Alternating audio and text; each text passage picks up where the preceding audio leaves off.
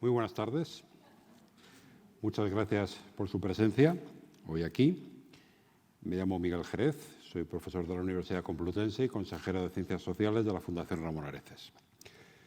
Mi fundación, no en propiedad, sino afectivamente, mantiene desde hace muchos años una colaboración continuada y muy fructífera con la Asociación Española de Economía y con COSME, el Comité sobre la Situación de la Mujer en la Economía, que es la sección que, como saben, se dedica específicamente al análisis académico de cuestiones de género. Y estas son dos cosas que desde la Fundación apoyamos: estudiar temas de género y abordarlos desde un punto de vista académico, científico y riguroso.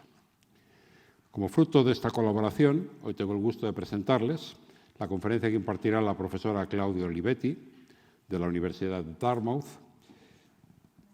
bajo el título Familias, Mercado de Trabajo y Política Familiar. Be welcome, Professor Olivetti. I am speaking in Spanish because at Fundación Ramón Areces we have an active policy of promoting Spanish as a language in science. You can be sure that I am only saying good things about you. A continuación, cederé la palabra a Lidia Farré, presidenta de COSME, quien presentará a la conferenciante y mantendrá con ella, tras su conferencia, una conversación. Además de presidenta de COSME, Lidia Farré es profesora de la Universidad de Barcelona, investigadora asociada del Instituto de Análisis Económico. Es doctora en Economía por el Instituto Universitario Europeo de Florencia y su investigación se centra en el análisis del mercado de trabajo y, en concreto, en comprender los factores responsables de la persistencia de la brecha de género en el mercado de trabajo. Por tanto, les dejo en las mejores manos, que son las de Lidia Farré. Muchas gracias.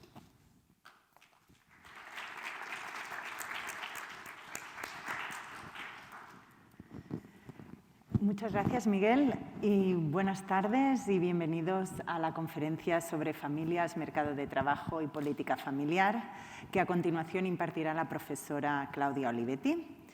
En primer lugar, me gustaría agradecerles su asistencia esta tarde, porque está claro que sin ustedes y su interés por este acto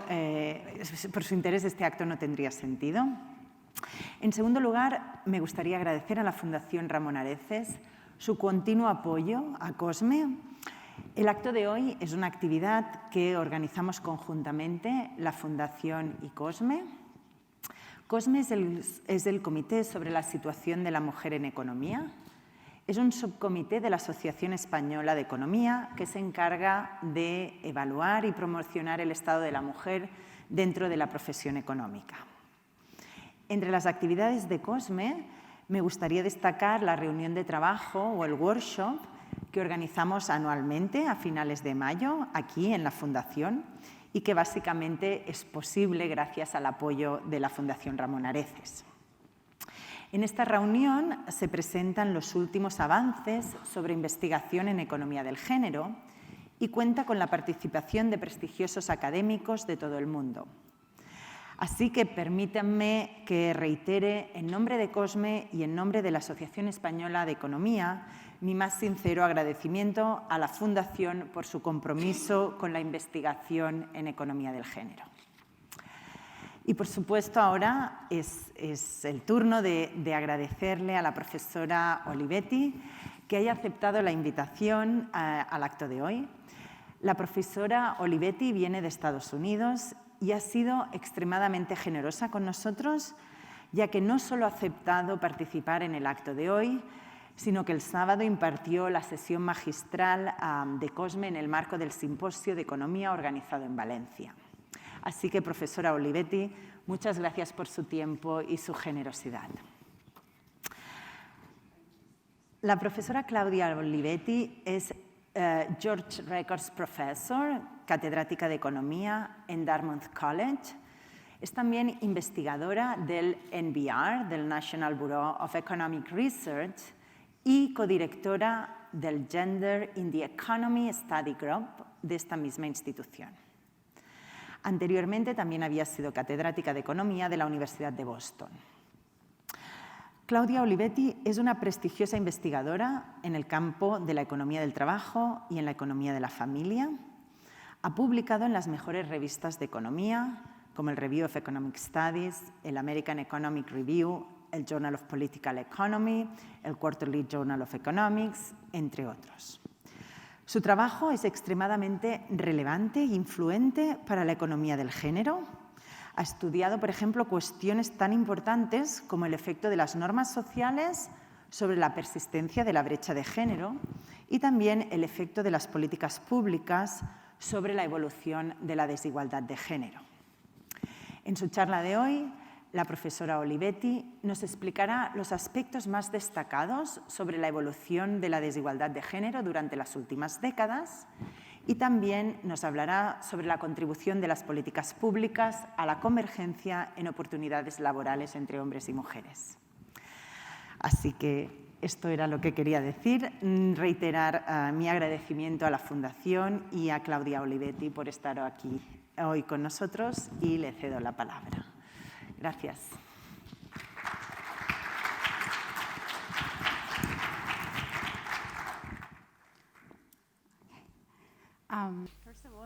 Bien, en primer lugar, muchísimas gracias a la Fundación y a COSME por haberme invitado. Muchas gracias por estas palabras tan amables de presentación y muchas gracias a las personas que conforman el equipo de COSME, que han sido fantásticos. La verdad es que este viaje es uno que estoy disfrutando mucho.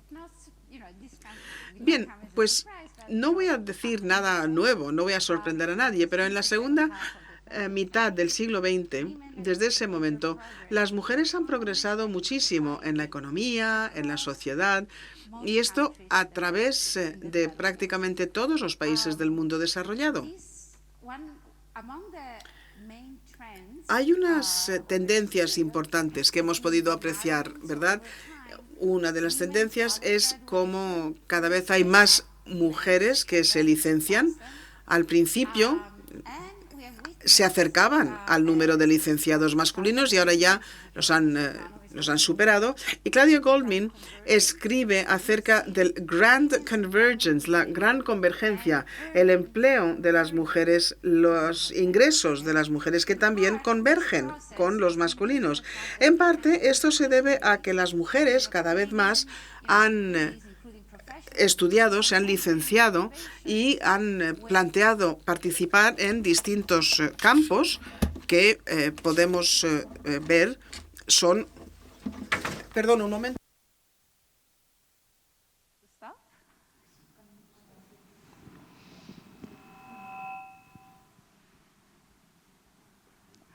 Against this backdrop, we have also observed delay in family formation and also in marriage, in part aided by technological progress, like the birth control pill that allowed women to actually control the timing of their fertility and therefore allow them an horizon of time over which they could invest in their own education and durante este their tiempo own pueden human invertir capital by entering en su formación y pueden where, participar en large profesiones investments en in las time que are hay required que to have a plantearse career, grandes okay? inversiones de tiempo, Many ¿verdad? Para factors conseguir in esa the licenciatura, literature para on this conseguir estar topic listas is para huge, emprender esa carrera. and many factors Hay have muchos been factores emphasized que se as han contributing to recalcado these trends, y okay? que se aprecia So I just contribuyen a mentioned esta the tendencia. contraceptive pill. Hablábamos Other acerca more de gender-neutral la contracepción development y have luego been también hay otros desarrollos, otras novedades.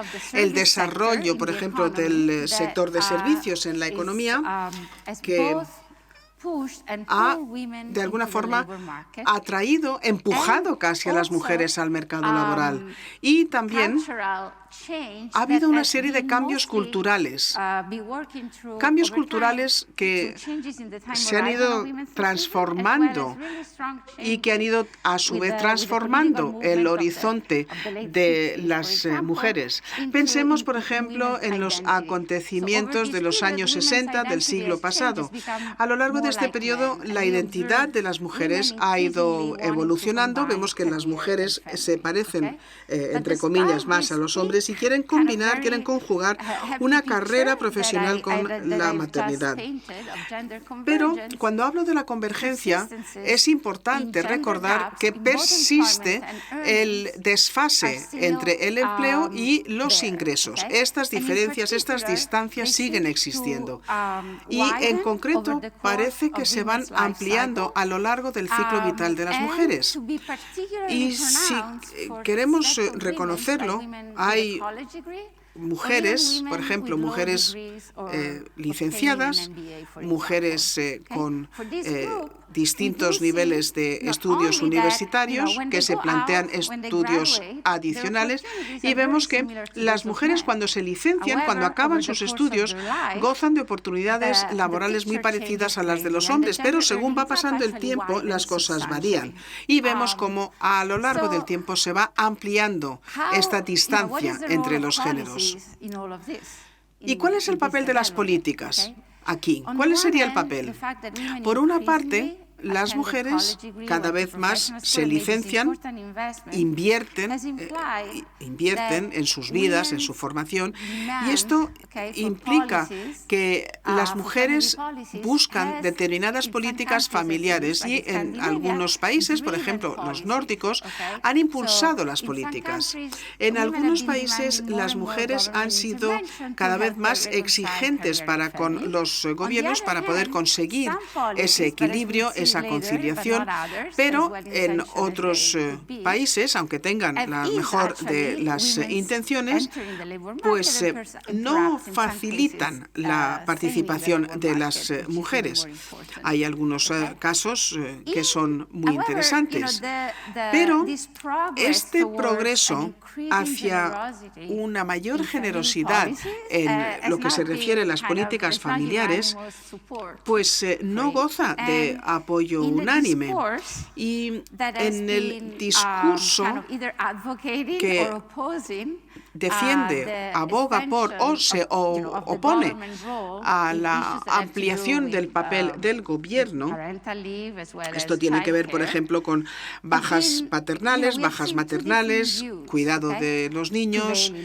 Hay dos puntos de vista muy distintos. Por una parte, los que defienden estas políticas hablan de la justicia social y recalcan la importancia de estas políticas a la hora de reducir las desigualdades de género. Pero hay otra parte del público, hay otra parte de la ciudadanía que quizás pues goza de menos popularidad y son quienes abogan por la eficiencia. Se trata de plantear que, hay quienes dicen, las políticas familiares, has optado por tener niños, tú has optado por tener niños, ¿por qué va a pagar el contribuyente? Estas políticas solamente afectan a las mujeres. Pero hay otros que dicen, a medida que las mujeres van contando con mayores niveles de educación, se plantea la eficiencia. Es decir, ¿cómo podemos desaprovechar este talento? La sociedad, el gobierno, la administración pública no puede permitirse el olvidarse el perder a estos licenciados universitarios sencillamente porque hayan tenido niños. Son argumentos muy importantes cuando nos planteamos estas políticas. Los tenemos que tener en mente siempre. Así que yo voy a intentar hoy dar una información de fondo acerca del proceso de la convergencia que acabo de describir y vamos a comparar realidades. Vamos a hablar acerca de tendencias en 24 países que se han organizado o dividido en dos grupos que podemos hablar son más o menos conservadores. Pero, por supuesto, dentro de estos grupos, pues hay mucha variación y lo vamos a ver luego cuando mostremos las tendencias. También voy a comentar los asuntos de políticas familiares desde el punto de vista puro y duro de la economía, de la teoría económica. En otras palabras, un modelo económico en el que el marido marido y la mujer deciden quién se encarga más del hogar, quién se encarga más del trabajo en el mercado laboral, cuál va a ser la opción y esta opción de asignación de tiempo, cómo se ve afectado por las políticas y por las normas. Y si pensamos en la intuición, bueno, pues pensando en esta intuición, yo voy a intentar resumir lo publicado. Hay muchísimo publicado en el campo de la economía que ha sido valorado, verificado y sabemos que hay personas que han contribuido muchísimo a la evaluación de estas políticas. Yo voy a intentar dar una idea muy general. Contamos con muchísimo publicado, muchísimos artículos, y vamos a ver si hay lecciones que podamos aprender de distintas políticas implementadas en distintos países en distintos momentos temporales. Y acabaré recalcando que hay algunas áreas, esto pensando en la investigación, pensando en las políticas familiares, algunas áreas, como digo, que han sido investigadas en menor medida. Bueno, esta diapositiva no se ve muy bien. Es un poquito confusa. Vamos a ver, ¿me puedo acercar a la pantalla? Perfecto. ¿Qué vemos en este gráfico? Pues estamos viendo en este gráfico el recorrido de las mujeres a la igualdad en función de su licenciatura y luego, bueno, pues la superación en comparación con los hombres. En la horizontal, lo que vemos aquí es un país en concreto y vemos a las mujeres, vamos a decir en los años 1970, que tienen entre 35 y 44 años y concluimos cuál es la cuota, o cuál es la parte de este grupo que es licenciada. Cuando digo college degree, es el equivalente de una licenciatura de 4 años de duración en Estados Unidos de América. Un college degree. Es importante porque en algunos sitios no son 4 años, en otros sitios son 3 o 3 más 2 o en Europa. Bueno, pues una licenciatura de 3 años va a ser considerada como el college degree de 4 años de duración, que es la norteamericana. En la vertical, la misma información estadística, pero para los varones. Empezamos aquí. Aquí vemos este triángulo en rojo, es Estados Unidos. El primer punto, entonces, nos remonta a los años 60. En los años 60, en Estados Unidos, no había tantos licenciados, ni hombres ni mujeres, no había tantos licenciados. Aproximadamente un 5% de mujeres y un poco más del 10% en el caso de los hombres. Y en cada gráfico vamos a ver, espero, un trazo en gris, 45 grados, que representa la igualdad. Así que lo que apreciamos aquí es que a lo largo del tiempo, y esto es importante, por favor, esto quisiera que lo recordaran, a lo largo del tiempo y en todos estos países, en este primer grupo por lo menos, avanzamos de un índice de licenciatura que crece para hombres y para mujeres, pero más en proporción para las mujeres. Llegado el año 2000, la mayoría de estos países han superado este trazo de 45. En la mayoría de los países anglosajones, escandinavos, las mujeres se licencian más que los hombres. Es decir, hay más licenciadas que licenciados. Y algo parecido parece que se da en la economía. ¿Qué vemos aquí? Vemos aquí que en esta última parte, ahí está España, en dorado, con un cuadradito en vacío. ¿Y qué vemos aquí? El patrón es muy parecido para España. En 1980, estamos aquí, supera estos 45, ¿verdad? Supera ese 45 y ya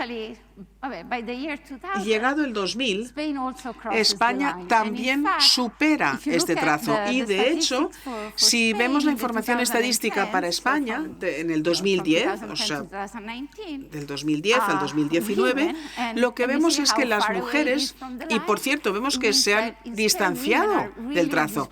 En España hay una falta de proporción. Las mujeres son mucho más proclives que los hombres a acabar sus estudios universitarios. Hay más licenciadas que licenciados.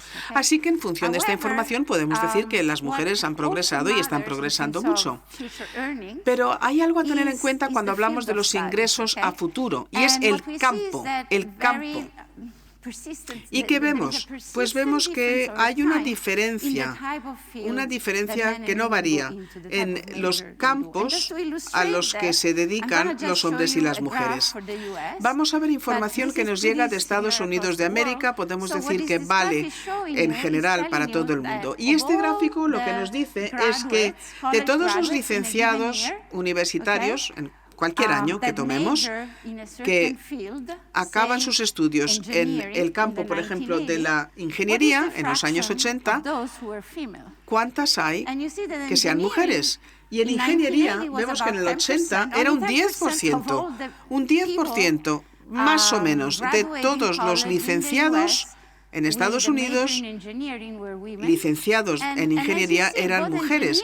Y vemos que tanto ingeniería como informática, pues hay un incremento, y esto con un telón de fondo de cada vez más mujeres estudiando en universidades. La economía, las ciencias sociales, aquí lo vemos, porque se incluye quizás con otros campos de estudios, pero aproximadamente el 50% de los licenciados son mujeres. Y luego vemos que, bueno, pues la educación, administración pública, filologías, estos campos han sido y sigue siendo campos donde abundan más las mujeres que los hombres.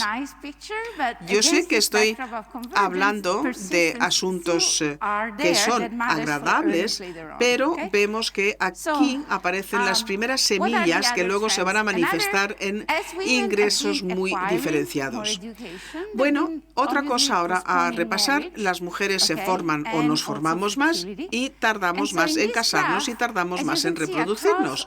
En este gráfico vemos como en todos los países, y casi en la misma medida, vemos cómo el gráfico describe cada uno de los puntos. Estamos hablando de tendencias matrimoniales. La cuota de mujeres entre 35 y 44 años, en una década en concreto, que llegados los 35-44, efectivamente contraen matrimonio. Aún con este retraso, vemos cómo las mujeres profesionales sí se casan, pero no hay un gran declive. Y aquí, cuando digo matrimonio, lo que quiero decir, por supuesto, son matrimonios, uniones de hecho, en fin, de jure, lo que define cada uno de los países como relación estable. Aquí hay algo interesante. Sabemos que la cohabitación cada vez es más común, se da más frecuentemente en la mayoría de los países. Y vemos, por tanto, que quienes cohabitan, y me salto la diapositiva, en concreto, en el caso de licenciadas, pues no es un estado absorbente. Muchas mujeres empiezan a vivir en pareja, tienen niños y llega un momento en que participan en una unión formal o en un matrimonio. La cohabitación sí es importante y podemos decir que no es el número de parejas, sino cómo llegan a vivir en pareja, que ha variado. Luego hay otro fenómeno que también afecta a la mayoría de las mujeres, ha sido el declive en la fertilidad. Las mujeres van postergando el nacimiento del primer hijo por esta inversión porque no ingresan lo suficiente como para poder efectivamente formar una familia, pues vemos este declive, y es un declive en fertilidad que se aprecia en todos los países. En los países anglosajones, la fertilidad ya es baja. 2 niños de media, más o menos, en los años 70. Y va a menos, va a menos, va a menos. Y estos países están un poquito entre medias, pero tengo que recalcar el último grupo de países donde aparece España. España, en relación con estos países, España empieza en 2,5 hijos por mujer en los 80, y esto va en picado. Está un poquito a mitad de ese recorrido. Hay algo interesante que comento ahora, y es que tendemos a pensar que las mujeres no trabajan. Bueno, hasta cierto punto es cierto.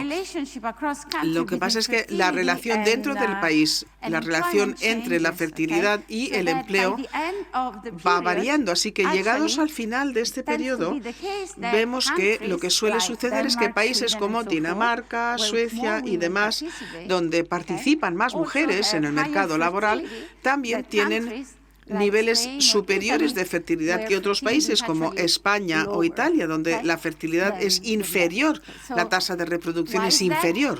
¿Por qué? Puede que tenga que ver con las políticas que se han puesto en marcha para animar a las mujeres a no abandonar el mercado laboral. Y luego estas son las tendencias a las que hacía referencia al principio. En este periodo hemos visto esta distancia, este desfase en el empleo, y vemos que hay una gran diferencia entre un país y otro. Estoy viendo ahora la diferencia entre la participación masculina y la de las mujeres. Por eso vemos que la relación es negativa. Lo que vemos es que en el mundo anglosajón, en el mundo escandinavo, se ha ido cerrando esta distancia, esta brecha, se ha ido cerrando 20-30% al principio, y luego parece que convergen y llegan a una brecha que es de más o menos 10 puntos porcentuales. Esto quiere decir que si los hombres están en 90, pues las mujeres están en un 80. Ese es el índice de empleo. Ahora, la imagen, aquí de nuevo, los países que están en el medio, de momento, hoy estoy hablando de países que están en el medio. Vámonos a la derecha y las cosas cambian mucho en estos países. Estoy aquí, por cierto, estoy incluyendo a países dispares, pero lo que vemos en España, por ejemplo, es un cambio tremendo, tremendo en las oportunidades de empleo de hombres y mujeres. En los años 80 la brecha era de 70, y llegado finales del periodo, la brecha en España pues no es distinta, es un poco superior a la brecha de estos otros países, pero ha habido una notable mejoría en el empleo. Y entonces, ¿qué ha pasado con los ingresos? ¿Qué ha pasado con la brecha en relación con los ingresos? Vamos a ver algo sorprendente. Esta brecha, la verdad es que es superior en los países nórdicos, o parecida, digamos, y en estos países europeos del sur, Sudamérica, Centroamérica y Taiwán. Se parecen la columna o el gráfico más bien de la izquierda y el de la derecha. Esto puede parecer sorprendente. Podríamos pensar que España e Italia han conseguido cerrar esa brecha, han conseguido mayores éxitos que Suecia. La respuesta es que no. ¿Y por qué va a ser que no la respuesta? Bueno, pues tiene que ver con el gráfico que acabábamos de ver antes. what does the gender earning gap depend on? ¿De qué Okay? depende esta In brecha part, de ingresos? ¿De qué the depende? size of the En gap is parte, going to depend el tamaño de la to, brecha va a depender differences in de inequality. diferencias So, en las women tend desigualdades. to disproportionately Las mujeres appear at the- tienden towards the bottom a of the aparecer earning en la parte distribution inferior overall. de la distribución In de countries like the ingresos US, en for países example, como of the Estados UK, Unidos, en países that como has el Reino seen a Unido, huge increase donde ha in habido inequality. un gran incremento en la The desigualdad. gender earnings gap En la tend to be brecha de larger ingresos parece just que because of sería that, superior okay? precisamente Just por esta because causa. there is more Es decir, hay inequality más in the income desigualdad distribution, en la that more distribución de inequality ingresos, hay translates más basically desigualdad because of where y, women por are, tanto, por translate dónde into están larger las gender mujeres, earning gap. esto se transforma en esta brecha de ingresos superior también. Así que este incremento explica en parte por qué algunos países como Estados Unidos tienen esta brecha de ingresos relativamente superior. ¿Y cuál es el otro factor importante? Preguntamos. Pues la respuesta es que este otro factor, que es importante, podría explicar el hecho de que en la Europa del Sur esta brecha más o menos parece ser constante a lo largo del tiempo y esto tiene que ver con la participación. En otras palabras, cuando trabajan pocas mujeres, lo que sucede es que las mujeres que tienden a trabajar tienden a tener algunos rasgos en común. Tienden a ser maestras, por ejemplo, con unos ingresos conocidos. Así que si comparo al varón medio que trabaja con la mujer media que trabaja, bueno, pues el varón que trabaja en países conservadores pues tiende a ser muy parecidos a los varones de la población en general. Pero las mujeres tienden a ser mujeres con un altísimo nivel de cualificación. Así que si yo comparo los ingresos de estas mujeres que trabajan, pues vemos que se aproxima mucho más a la de los hombres, más que en otros países donde hay posiblemente hasta cierto punto menos, digamos, discriminación, menos cabida para esta diferencia que resulta en la brecha. Bueno, esta brecha que estamos viendo ahora es la de los ingresos. Aquí estoy calculando la media y estoy viendo en aquellos que son asalariados. Vamos a ver empleados, hombres, mujeres, vamos a hacer el cálculo, vamos a ver cuál es la diferencia, hacemos nuestros análisis y vemos cuál es la brecha. Pero ¿qué pasa si computáramos los ingresos medios en la población en general? En tanto en cuanto una parte muy pequeña de las mujeres trabajan, en un país, por ejemplo, donde solamente el 40% de las mujeres trabajan y el otro 60% tienen cero ingresos, cuando yo sumo ese 60 con cero y hago el cálculo, pues voy a ver que la media de ingresos es muy reducida para las mujeres de ese país si comparamos con otros grupos. Y de hecho es así. Así que si en estos grupos estudiamos esta información, cuando incluimos cero, pues vemos que no hay gran diferencia en la brecha. Pero este último conjunto de países vamos a ver cómo la diferencia es muy superior. Y en términos prácticos, para España es el equivalente del gráfico que habíamos visto antes, el gráfico del empleo. Lo que determina esta enorme brecha es el hecho de que trabajaban muy pocas mujeres, pero aquellas pocas que sí trabajan, pues tienen unos ingresos excelentes. Así que para resumir, ¿qué hemos visto en el mundo? ¿Qué hemos visto en estos 24 países? Pues algunas diferencias en cuanto al momento temporal y los niveles. Hay convergencia en formación, empleo e ingresos. Vemos una fertilidad que va a menos y un declive. Esto no lo hemos recalcado, pero en estas relaciones formales legales. Y vemos también que, según la mayor parte de los indicadores, y esto no lo he comentado en mi conversación, pero es importante. En los años 70, la distancia entre estos países que acabamos de ver, pues hay mucha dispersión. Algunos países consiguen resultados muy superiores a los de otros, pero para cuando llegue el 2010 ha pasado el tiempo, y aunque la convergencia de género, por supuesto, que no se ha conseguido al 100%, pues vemos como los países más o menos sí que están en convergencia. Por ejemplo, la brecha salarial, pues ahí estamos viendo ese 20%, ese diferencial del 20%. Esto lo que quiere decir es que las mujeres ingresan de media bastante menos que los hombres. Los autores han publicado mucho y la investigación se ha llevado a cabo muy bien.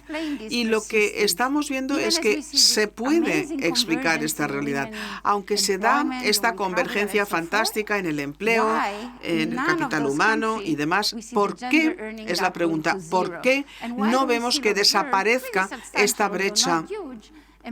¿Por qué vemos que la brecha salarial sigue existiendo?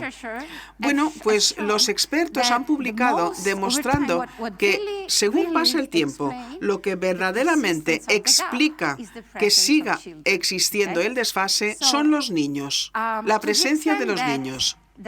En tanto en cuanto hay papeles de género que nos instruyen en que quien cuida en la familia, quien nutre a la familia, es la mujer, quien presta cuidados y atención.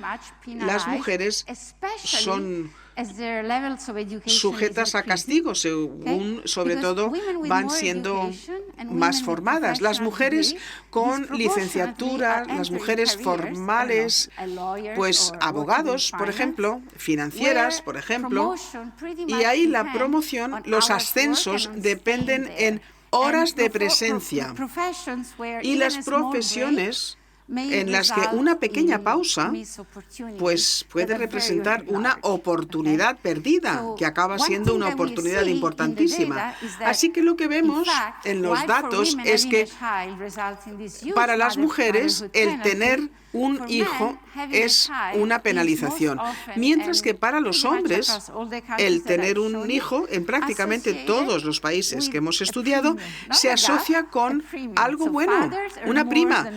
O sea, los papás ganan más que los no papás en la mayoría de estos países, y sobre todo en el caso de aquellos hombres licenciados que están en las mismas profesiones con un retorno enorme.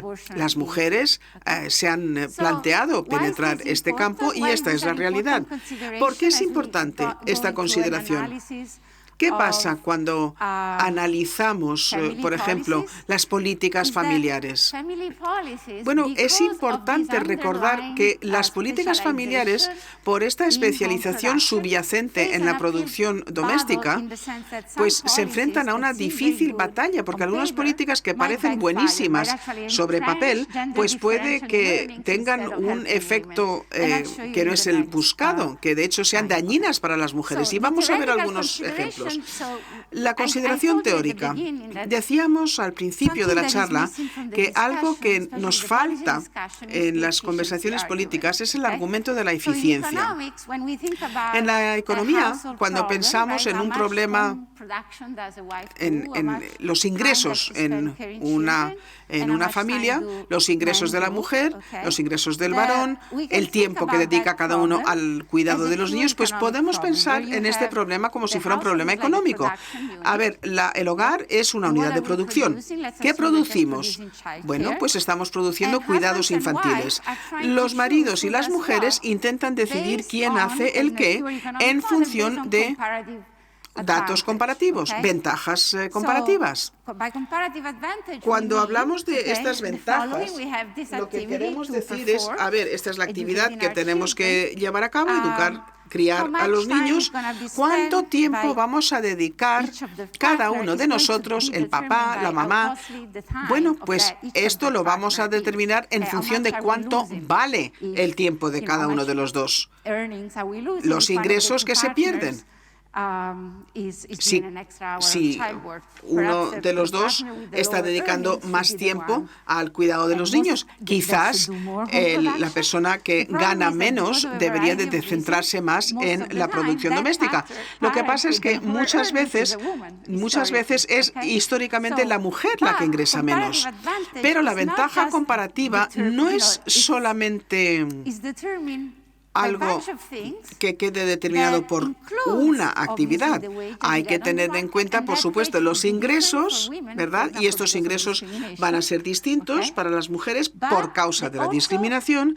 Y además, la ventaja comparativa se ve definida por la productividad doméstica. Esta productividad, el hecho de que las mujeres se supone que son mejores o que las mujeres prefieren atender a la familia, les gustan más los niños, por ejemplo. Esto es lo que se dice, pues no necesariamente es innato. Así que estas normas de género son importantes. Tenemos que pensar que reflejan los estereotipos y estas puede que afecten la productividad a futuro. Es decir, enseñar a las niñas a cocinar, por ejemplo, o a cuidar de los niños, pero no a los chicos. A los chicos no se les enseñaba quizás estas habilidades. Esa ventaja comparativa no quiere decir que vayan a ser menos productivas. Puede que sean igual de válidas que los hombres, pero puede que la remuneración sea inferior a la de los hombres, por la razón que sea. O a lo mejor han aprendido a hacer algunas cosas mejor. En fin, es muy complicado. En estos modelos, la teoría nos indica que si hay políticas, hay salarios, hay carreras profesionales, probabilidad exógena de éxito, y en función de todo esto se toma la decisión de quién se encarga de la producción doméstica, pues algunos modelos van a conseguir resultados terribles. En algunos países, y este no es el caso de España, por cierto, España lo está haciendo muy bien, países en los que hay carga fiscal compartida. Una vez te has casado, aunque presentes a título individual, se tienen en cuenta los ingresos totales. En este tipo de países, sobre todo, si hay una base imponible notable, pues puede que dé lugar a un resultado incluso más desigual en el empleo si la mujer es quien ingresa menos, porque cuando te casas, piensas, dos socios, ¿verdad?, con ingresos muy parecidos. Si no están casados, pues la imposición es a título particular. Uno gana 100.000, el otro gana 100.000 y pues esa es la base sobre la que se pagan impuestos. Pero cuando se casan, se juntan, en vez de ser 100.000 y 100.000, de pronto son 200.000 y la base impositiva se dispara. Luego hay otras políticas, según el modelo, la ayuda a cuidados infantiles se alinea con el tipo marginal y parece que en algunos casos es beneficioso, sobre todo si en el modelo el apoyo que se presta, la ayuda que se presta, es de servicios, es decir, no es económico, sino servicios. Y luego la baja parental. Esto es muy importante. No necesariamente es bueno. Quiero decir, es bueno, pero hasta cierto punto. Lo voy a explicar ahora. Por una parte, el derecho, por supuesto, a volver al trabajo, pues puede que les anime a quedarse en el mundo laboral. Pero puede que haya un coste dinámico, ¿no? Si las mujeres quedan apartadas durante mucho tiempo, pues se les escapa la posibilidad de ascender. se les deja de lado porque no están presentes, y esto pues hay que tener en cuenta que va a tener un efecto a futuro. Y en este modelo, y ahora pasaré a comentar muy brevemente lo que han publicado los autores, en este modelo, bueno, pues es un modelo en el que se intenta asignar de manera eficiente al marido y a la mujer en función de cuál sea la hora más económica. Por esta consideración dinámica, el modelo lo que nos indica es que si das mucha baja maternal y nada de baja paternal, estás haciendo que el empleador vea a la mujer bajo otro ángulo, ¿verdad? No van a pensar que las mujeres están interesadas en ascender en la carrera profesional. Así que garantizar que la baja es paternal y maternal, eso puede tener un efecto muy positivo. Así que, ¿qué nos dicen los datos? Como resumen del trabajo llevado a cabo por los científicos y demás, es que en cuanto a la baja parental, es interesante ver que no hay evidencia de efectos positivos a largo plazo, pero con una serie de peros. En los distintos países, si pensamos en la baja, baja pero no remunerada, baja protegida, bueno, pues esto tiene un efecto positivo, una excedencia hasta 50 semanas, más o menos, y cuando pasamos de estas 50 semanas de excedencia, empiezas a ver un índice negativo. Esto nos permite pensar que si las mujeres se enfrentan a una excedencia muy generosa, puede que resulte en una complicación a la hora de recuperar el empleo. Esto es la excedencia, lo que se dice en Estados Unidos, protected leave. Luego, el punto dorado, donde se aprecia que sigue habiendo un futuro, la baja de entre 16 y 18 semanas. España, desde luego, lo está haciendo muy bien en este sentido, 16, 18 semanas de baja remunerada. Y luego los padres. Ahora sabemos que hay una cantidad moderada de baja. Puede que haya una consecuencia negativa, no desde el punto de vista del empleo, pero sí en cuanto a los ingresos. Las mujeres con conocimientos más sofisticados pues pueden verse afectadas. Según el modelo, entonces, deberíamos de garantizar más baja paternal. Esto lo vamos a comentar ahora. Los padres sí que reaccionan ante los incentivos, así que tendríamos que tenerlo muy en cuenta. Pero claro, la pregunta es ¿hasta dónde? La baja es simultánea, padre y madre, en fin, son asuntos que hay que estudiar. Y luego quisiera comentar que en ciertos contextos estas políticas neutrales puede que den lugar a resultados peores para las mujeres, precisamente por el patrón de especialización. ¿Quién hace más trabajo doméstico? En Estados Unidos hay un estudio, cuando la baja es exactamente la misma para hombres y mujeres, los hombres pues estaban en casa, estaban en su casa investigando, y las mujeres estaban en casa pero atendiendo a los niños. O sea que vemos que después de esta baja paternal, los hombres en el mundo académico consiguen unos resultados muy distintos a los de las mujeres. Es un ejemplo de una política muy bien intencionada que no consigue en absoluto el objetivo.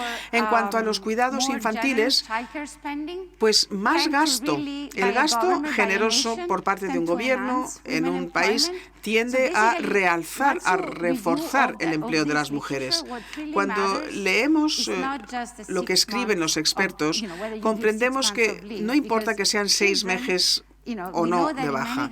Sabemos que en muchos países los niños se escolarizan desde muy pequeños, a los 3 años.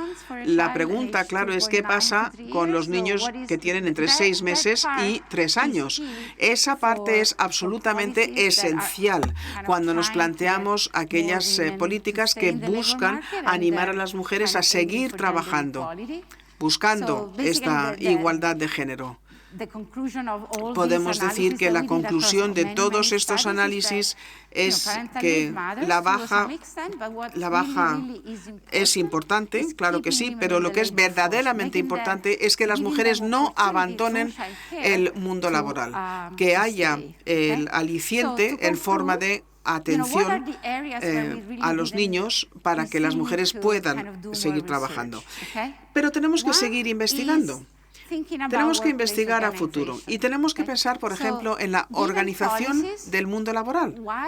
Hay políticas, es cierto, pero ¿por qué la baja durante 4 meses? ¿O por qué recortar horas presenciales? ¿Por qué, preguntamos, por qué este comportamiento resulta de manera desproporcionada a una pérdida de ingresos para las mujeres? Si lo pensamos, tenemos que plantearnos las sinergias, el trabajo. ¿El hecho de trabajar muchas horas de verdad quiere decir que somos más productivos? ¿Tenemos que salir a cenar con los compañeros de trabajo? Porque esto es lo que te va a garantizar el ascenso. Estas son preguntas importantes. En algunos campos a lo mejor sí, es muy importante porque hay conversaciones de negocios muy importantes que se llevan a cabo, que se celebran durante las cenas. Y estos son asuntos importantes. Las mujeres tienden a querer volver a casa y no pueden estar en esas cenas de negocios. Así que, en este sentido, el COVID ha sido interesantísimo, porque muchas empresas han comprendido que no hay que viajar a Japón para firmar el contrato. A lo mejor te reúnes 14 veces por Zoom. Estos cambios tecnológicos es muy posible que sean muy positivos para las mujeres. Y luego otra cosa, esto es lo último que voy a comentar ahora, es que hay un campo que está sin explorar y es la economía política de estas políticas. Estas políticas que sean motivadas por un elemento o por otro, la verdad es que hay que tener mucho cuidado con los detalles. Cuando las políticas de maternidad las diseñan pronatalistas, pues tienden a estar correlacionadas con resultados más negativos para las mujeres. Esto no sucede cuando se diseñan en función del deseo de las mujeres de conjugar, de conciliar la vida familiar con la vida laboral. Es muy difícil, por supuesto, es muy difícil pensar de la causalidad, ¿verdad? Muy difícil pensar en la conformación de determinadas políticas y cómo responde a determinados procesos, pero es muy interesante. Y finalmente, también, a medida que las parejas heteronormativa va a menos, el matrimonio, el tener hijos, pues va adoptando formas distintas, ¿no? Hay más parejas que cohabitan, parejas del mismo sexo. Cuando pensamos en estas políticas, tenemos que tener en mente que hay nuevas estructuras familiares y a medida que lo vamos comprendiendo va a ser muy importante pensar en la redacción de estas políticas porque la familia tradicional pues va siendo cada vez más infrecuente. Muchísimas gracias.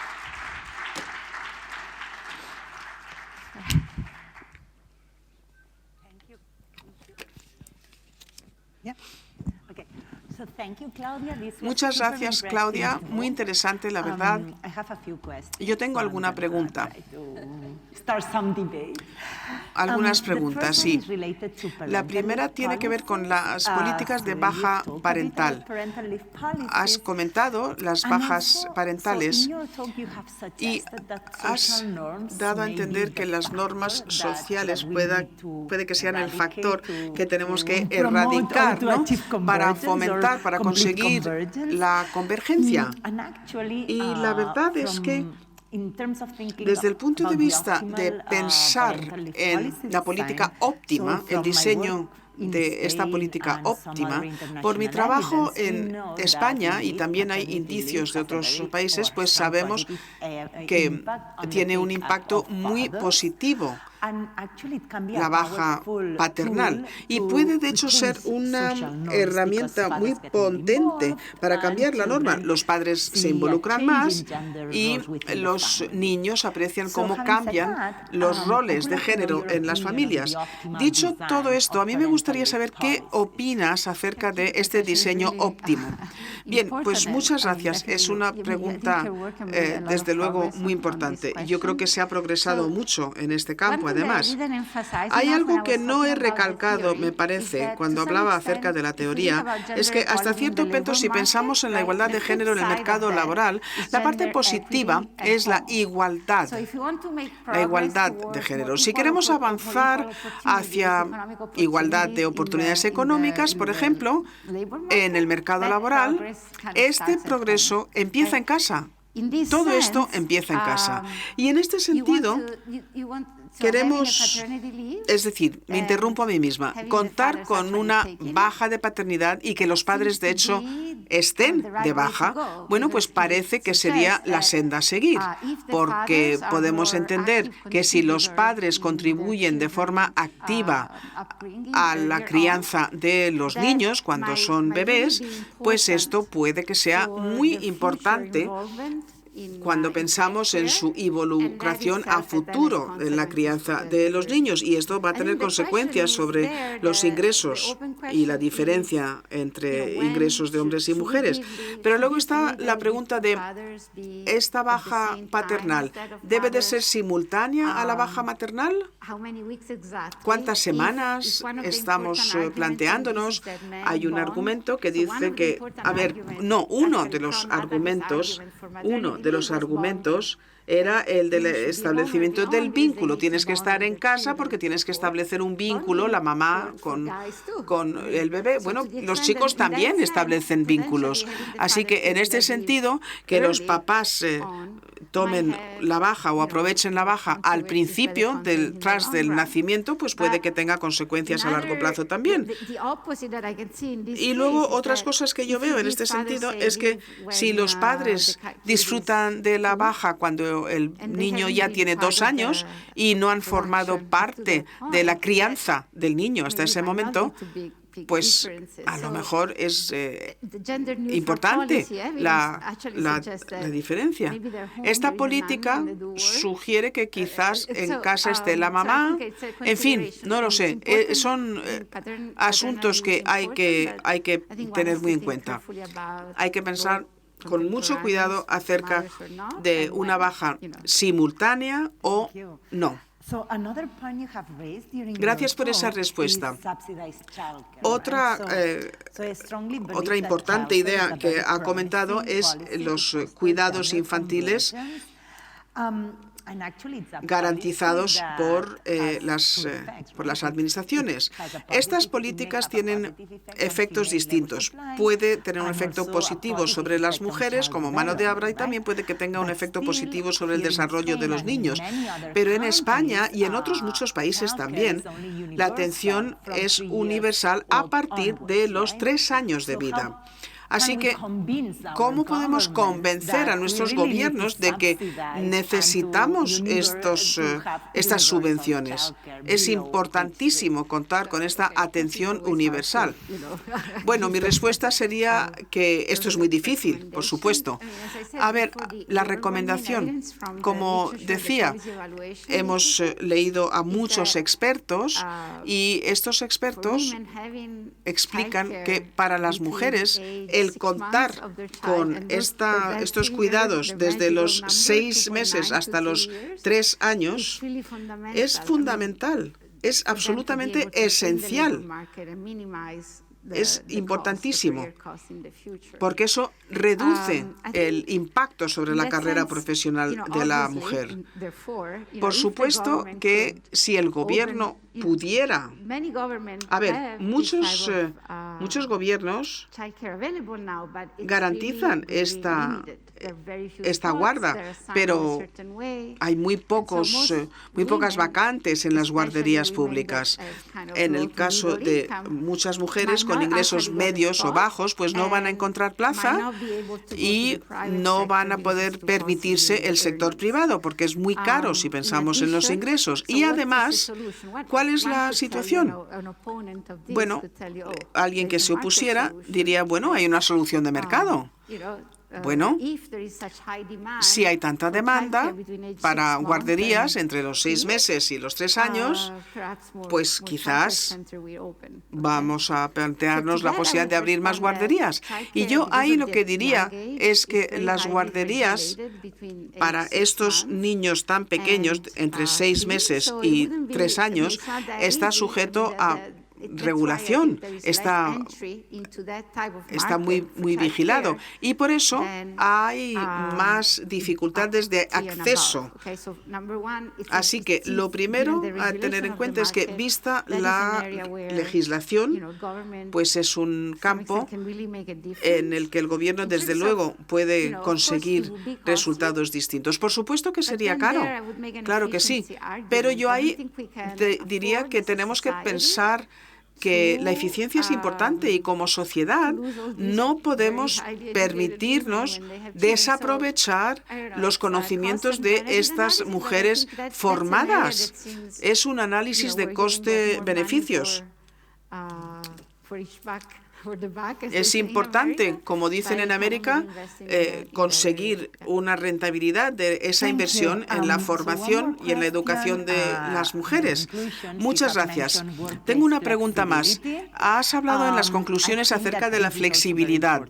A mí me parece que es importantísima para conseguir la convergencia de géneros, pero sabemos que no hay mucha evidencia causal. No se sabe cuál es la incidencia sobre la distribución de responsabilidades familiares y además, en mi opinión, en este contexto en el que hay normas tradicionales sociales, a lo mejor esta flexibilidad puede que recalque la importancia del modelo del hombre como persona que más aporta a la economía doméstica. Así que, ¿qué dirías en este sentido? ¿Qué dirías? ¿Más o menos? ¿Queremos más flexibilidad? ¿Cómo establecemos las normas? Mi respuesta sería que la flexibilidad en el mundo laboral pues es importante. Cuando las madres deciden trabajar a tiempo parcial o cuando deciden trabajar desde casa, desde el punto de vista del empleador, parece que no le interesa tanto el trabajo. A lo mejor no hay que promocionarla. A lo mejor no hay que ascenderla. Así que te quedas atascada en una empresa, te quedas atascada en el mundo de la empresa, porque acaba siendo casi imposible promocionar. Así que la flexibilidad, si estamos hablando en verdad de la vía de la mamá, el llamado mommy track, la flexibilidad no necesariamente va a ser una cosa buena para las mujeres profesionales. Lo que decíamos antes, estos horarios larguísimos, ¿estamos hablando de horarios largos o de productividad? Es que es muy importante. Yo creo que tenemos que dedicarle tiempo a la flexibilidad laboral. Tenemos que pensar quitándonos las orejeras, pensar en términos más amplios y pensar que en algunas profesiones la norma, es decir, para ser percibido como un éxito, quizás estas normas, pues no lo sabemos, ¿no? ¿Sabemos verdaderamente si somos más productivos, si trabajamos tantísimas horas más? No lo sé. Yo creo que es importante el hablar acerca de la estructura del trabajo. La experiencia del COVID ha resultado muy interesante porque ha normalizado hasta cierto punto el trabajo desde casa. Los hombres y las mujeres ahora trabajan desde casa y en muchas empresas vemos que hemos llegado a una situación en la que trabajas a lo mejor en remoto 3 días a la semana, vas al trabajo 2 días a la semana, tanto hombres como mujeres. Esto es interesante. Sería útil sería útil, siempre y cuando se mantenga en neutro. Bien, muchísimas gracias. Y ahora mi última pregunta, y ahora le pasamos al público el micrófono. La pregunta es la siguiente. Tradicionalmente hemos arguido en base a la justicia social para defender o para implementar políticas públicas para garantizar la igualdad. Pero estas políticas son caras, ¿no? Guarderías subvencionadas, bajas paternales y maternales. Esto es muy caro. Yo creo que quizás tendríamos que pensar de otra forma. Tendríamos que hablar acerca de las ganancias en eficiencia. ¿Tú estarías de acuerdo con esto? Mi respuesta es que hay barreras, sin duda. El trabajo estructurado, las guarderías, la discriminación pura y llana también. Es importante porque tenemos que pensar en la asignación del talento. En económicas, en el mundo de la economía, pues pensamos, a ver, somos un grupo de personas, hay mucha productividad y yo puedo ser muy productiva como profesional, como médico, pero también podría ser muy productiva limpiando cristales. Pero hay que pensar en el sentido de que no soy cirujano no porque no tenga talento, sino porque soy mujer.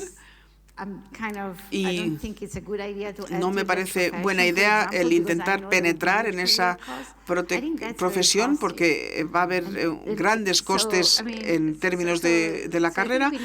Eso es importante. Es otro campo. Es otro campo. Y en cierta medida estamos pensando acerca de la reasignación de los tiempos entre el entorno doméstico, el entorno laboral, para conseguir mayores niveles de eficiencia. Esto pues es importante. Repito que cada vez hay más mujeres licenciadas. Muchísimas gracias, doctora Olivetti, por las preguntas. Ahora tenemos tiempo para preguntas. Como nuestras ponentes han sido exquisitas en el control del tiempo, tenemos tiempo para hacer algunas preguntas. El tiempo es limitado, por lo tanto voy a rogarles que se atengan a las 3 reglas de la Fundación sobre las preguntas. La primera regla es que las preguntas sean específicas, la segunda es que sean cortas y la tercera es que sean preguntas. Que eso es muy importante por este orden, no por este orden, efectivamente.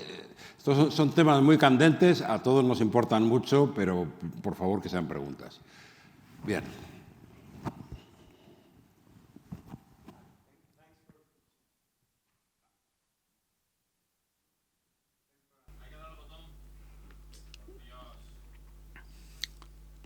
Microphone issues.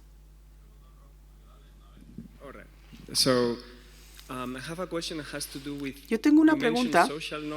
Tiene que ver con lo que comentaba, las normas sociales como razón para cambiar las cosas que pasan.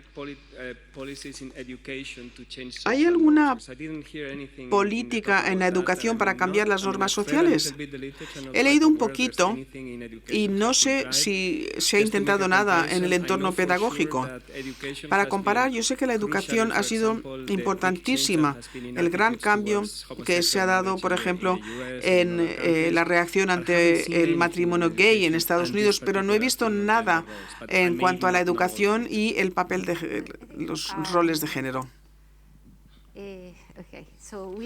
Bien, gracias por la pregunta. El asunto de estos roles, explico, se está trabajando mucho en este campo. Hay programas que animan a las niñas a participar en las ciencias, en la tecnología, las ingenierías, los STEM famosos, superando los estereotipos, ¿no? Las chicas se les da mal las matemáticas, las chicas no pueden programar, etc. Políticas familiares. A ver, estas son las políticas implementadas. Se trata, entonces, de conseguir lo siguiente. Si conseguimos atraer a las mujeres a estos campos, pues estos son trabajos donde hacen falta estas habilidades, son trabajos mejor pagados y es una fórmula para conseguir esta igualdad. Las mujeres penetran penetran estos campos dominados por los hombres, porque esto puede que nos ayude más adelante. Yo creo entonces que sí que hay algunos estudios. Uno está en curso. Alguien que acaba de empezar a investigar en este campo y intenta centrarse en políticas que tienen que ver más con economías domésticas. Nuria, por ejemplo, ha analizado el hecho de que antes había clases de economía doméstica distintas para niños y niñas. A las niñas se les enseñaba a cocinar y a tejer, y a los chicos se les enseñaba a cambiar una bombilla, ¿no? Eran las clases de ciencias del hogar. Antes a los niños se les enseñaba unas habilidades, a las niñas otras, y ahora eso ha variado. En fin, yo creo que en este contexto, y esto, por cierto, es algo que hemos estudiado, en parte estos estereotipos también se aprenden en casa. Estos estereotipos nos llegan primero en el entorno doméstico, no necesariamente en la escuela. Nosotras sabemos, por nuestro trabajo, que estos papeles, si vives en una familia, por ejemplo, donde mamá y papá trabajan y todo el mundo comparte los cuidados, bueno, pues esto va a afectar tus preferencias, tu productividad a futuro, y así se va a poder avanzar. Pero estos son procesos. Yo no creo que se pueda legislar verdaderamente. Yo creo que no se puede legislar y no deberíamos de plantearnos legislar, pero si consigues que los padres participen, se involucren más, pues esto va a tener un efecto hoy y va a tener un efecto a futuro. Yo creo que ya se está dando. Hasta cierto punto, ya se está dando. Si vemos que los padres están más presentes en las vidas de sus hijos. Nosotras como madres, pues, si yo quisiera añadir algo, hemos visto que efectivamente la introducción de la baja paternal en el 2007 dio lugar a unas actitudes menos tradicionales. Estamos hablando de actitudes, no podemos hablar de resultados en el mercado laboral, pero parece que sí hay alguna relación, sí. Sí, gracias. Me ha sorprendido una de las cifras que hemos visto acerca de las STEM. Parece que en la informática, antes de que apareciera el ordenador del PC, hubo un gran cambio. ¿Qué pasó antes de esos años? ¿Hay algo que podamos tomar como aprendizaje? Sí, me parece fascinante esto. La verdad es que a lo largo de los años, el primer ejemplo es la máquina de escribir. Las máquinas de escribir no se crean para las mujeres. Las mujeres no tenían trabajos administrativos, pero de pronto es un oficio, es un trabajo en el que empieza a haber cada vez más mujeres. Se piensa que algo que estaba pensado para usar en lugares donde había muy pocas mujeres, pues se convierte en una tecnología feminizada. Y yo creo que en los ordenadores, inicialmente en el mundo informático, pues es un argumento muy parecido, ¿no? Pasamos del teclado de la máquina de escribir a las primeras máquinas con sus tarjetas, nos acordamos de esos ordenadores tan antiguos, pues es un poquito como la contable, ¿no? Se puede medir. Un poco feminizado, como digo. Luego se dispara, consigue éxitos y jaja, pues ya no están las mujeres, ¿verdad? Desaparecen las mujeres. No sé qué hemos aprendido, pero es interesantísimo pensar en esta dinámica. Es interesantísimo, sí.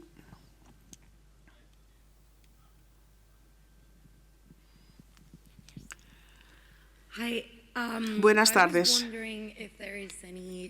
Me gustaría saber si hay algún estudio, si se ha estudiado la ayuda financiera directa a familias como manera de conseguir políticas que buscan la igualdad y para incrementar la natalidad. ¿Qué dirías? Bueno, empiezo con lo que hemos visto en distintos países. En distintos países vemos que los países que gastan más en guarderías pues tienen índices de natalidad más altos. O sea que hay una correlación, no es causal, hay una correlación. En términos prácticos, hay más niños, se gasta más. Pero bueno, si vemos el momento temporal de las políticas, pues invertir en guarderías pues parece que está relacionado con la natalidad. Desde el punto de vista de los informes y los estudios, pues sí, desde luego se ha analizado los programas a las ventajas en el trabajo o programas que se centran en familias con ingresos inferiores. Y aquí no estamos hablando de igualdad de género, aquí estamos hablando más bien acerca de inversión en madres y en sus hijos. Así que aquí no estamos hablando de fertilidad per se, sino estamos viendo que, según el contexto, este tipo de subvención, estas ayudas dirigidas, más guarderías de buena calidad, pues han tenido un impacto positivo sobre los niños que ya existen. Y los países donde se implementan estas políticas son países donde la natalidad sube. Así que yo creo que si vinculamos esta pregunta con lo que comentaba Lidia acerca de cómo conseguir esta eficiencia, ¿no?, para argumentar en función de la eficiencia, pues en tanto en cuanto, a ver, no queremos que mujeres formadas no se casen, que no tengan pareja, que no tengan niños. No, les animamos a que se reproduzcan.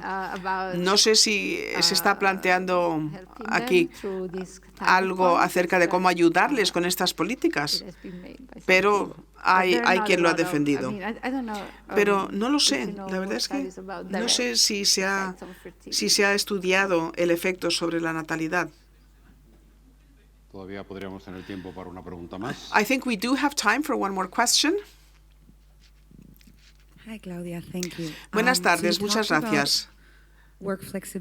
Hablábamos acerca de la flexibilidad, hablábamos acerca de horarios muy largos. ¿Habría evidencia en cuanto a los retornos? Porque a veces no se trata de las horas, sino más bien de aprender de los compañeros, de trabajar en coordinación, y este parece que es el desafío de la flexibilidad. Sí, efectivamente, volvemos a la función de producción. En algunos casos, en algunas profesiones funciona mejor que en el caso de otras profesiones. En el caso de los cirujanos es muy difícil que la jornada no sea larga, en el caso de los cirujanos.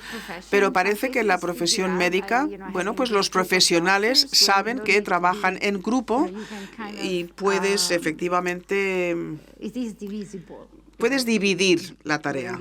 Puedes dividir compartes pacientes, por ejemplo.